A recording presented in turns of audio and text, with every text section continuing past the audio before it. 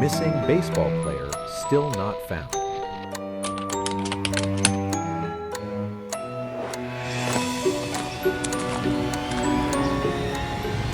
You're not eating a hot dog. You're eating something that was engineered to keep you eating. That softness? Controlled. That salty hit? Calculated. That strange feeling that one is never enough? That's not hunger. That's design. In the next few minutes, we're going to break this down layer by layer. What meat actually means inside a hot dog. The preservation system keeping it stable. The flavor system driving cravings. The texture engineering shaping every bite. And the hidden network of additives holding it all together. Because once you see how it's built, you won't just taste it, you'll recognize it. And the most surprising part? It's not one ingredient. It's how everything works together. The meat isn't what you think. Let's start with the one word that hides everything. Meat.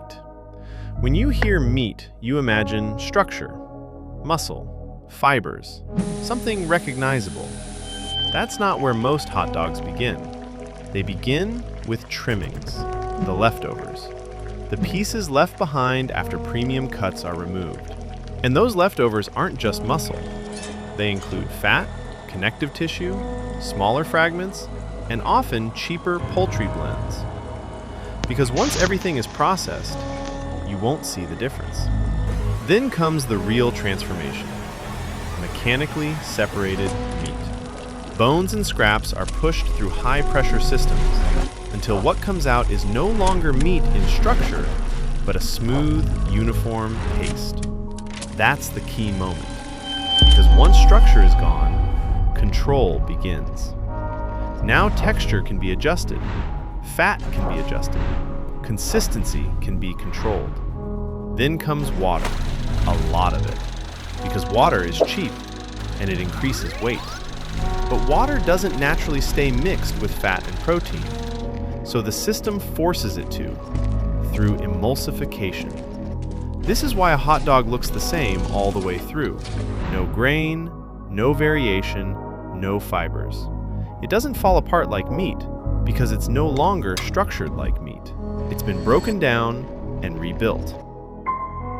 The preservative system. Now you have an unstable mixture that needs to survive shipping, storage, and time. This is where the system gets serious. The key player? Sodium nitrite. It locks in that pink color, stops dangerous bacteria, slows spoilage. Without it, this product wouldn't exist in its current form. But inside your body, it changes. It reacts with compounds already present and forms nitrosamines. Now here's where things get confusing. Uncured hot dogs. They sound safer, cleaner, more natural, but most of them use celery powder, plant-based nitrates. And your body? It converts those into nitrites anyway. Same system, different label. Your body doesn't process marketing, it processes chemistry. And this isn't about one hot dog, it's about repetition. Every time you eat it, you run the same process again. That's why the risk isn't immediate, it's cumulative, a pattern over time.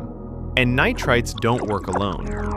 Other preservatives like potassium lactate, sodium diacetate extend shelf life even further. So what you end up with is something unusual, a product that can sit, stay pink, resist bacteria, and still taste the same weeks later. That's not accidental. That's a system. Flavor that overrides you. But stability doesn't create craving. This does. Flavor engineering. Sweeteners like corn syrup and dextrose don't just make it sweet. They help browning, enhance aroma, lock in moisture. That glossy surface, that's part of the system. Then come hydrolyzed proteins. These boost savory taste, making the product feel more meaty than it actually is. Then there's the most deceptive term, natural flavor. That could mean dozens of compounds, all blended to create one thing, consistency. Because your brain loves consistency. Consistent taste feels familiar. Familiar feels safe. And safe lowers resistance. Now combine that with high salt, soft texture, juicy bite, and something subtle happens. Your fullness signal gets delayed. You don't stop when you're full. You stop when the food is gone. Texture is an illusion. Now let's talk about something most people never question. Texture. That smooth, even bite, that's not natural. It's built. Phosphates bind water to proteins, creating that juicy, springy feel. Even if it's been stored, reheated, or slightly overcooked, it still feels fresh. Then you have casings. Natural casings give that sharp snap. Collagen casings imitate it. Skinless versions lose it completely. Different experience, same goal. Control the bite. Even smoke flavor is often rebuilt. Not slowly smoked, but added as a concentrated ingredient. Controlled. Repeatable. Nothing left to chance. The additive network. And finally, the layer most people ignore. Additives. Modified starch adds bulk without real meat.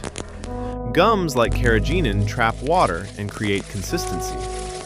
Color stabilizers keep it looking fresh. Accelerators speed up production. And here's the key insight. This isn't random. Each ingredient does multiple jobs, and together they create something that feels simple, but isn't. So a hot dog isn't just processed food. It's engineered food. A system designed to stay stable, look appealing, taste consistent, and drive repeat eating. And once you see that system, you stop asking, "Is this good?" and start asking, "What was designed to make me think it is?" If this made you rethink hot dogs, wait until you see what's happening with processed chicken, because the same system is being pushed even further.